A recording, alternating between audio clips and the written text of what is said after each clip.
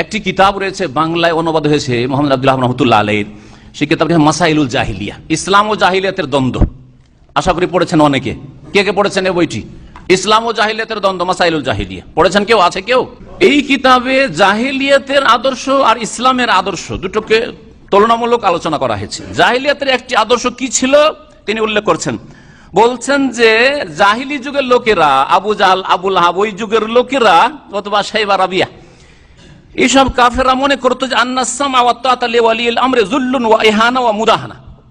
আরে শাসককে, বড়কে মেনে নিলাম, নেতাকে মেনে নিলাম, গোত্রের বংশের আমিরকে মেনে নিলাম, দেশের শাসককে মেনে নিলাম, তার মানে তার গোলাম হয়ে গেলাম, তার দরবারি হয়ে গেলাম, তার চামচা হয়ে গেলাম, আর তারপরে কাপুরুষ হয়ে গেলাম ইত্যাদি।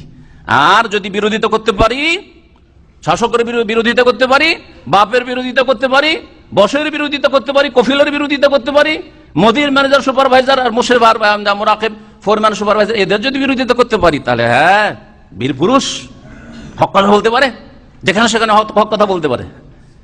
হক কথা বলবেন, আর হক কিনা প্রথম এটা জানতে হবে, আর তারপরে সেটা যদি হক হয় তাহলে আপনার চাইতে বড় রয়েছেন তাদের কাছে পৌঁছে দেন, যাতে করে হকটা পৌঁছে দেওয়ার উদ্দেশ্যটা কি? হকটা পৌঁছে দেওয়ার উদ্দেশ্য হবে সংশোধন করা। তাহলে সংশোধন আমি বললে সংশোধন হবে না, বরং ক্ষয়ক্ষতি বেশি হবে। কিন্তু আমি যদি আমার চাইতে বড় আলেমে দিনকে যদি পৌঁছে দিই, তাহলে তিনি যদি পৌঁছান তার ভাষায়, তাহলে সহজে কাজ হবে, সংশোধন হবে। এটা হচ্ছে আহলে সুন্নাত ওয়াল জামাতের তরিকা। আহলে সুন্নাত ওয়াল জামাতের তরিকা এই নয় যে সবাই হইচই করে মালিকের বিরুদ্ধে বলো, তাহলে তাতে সংশোধন হবে। কোনদিন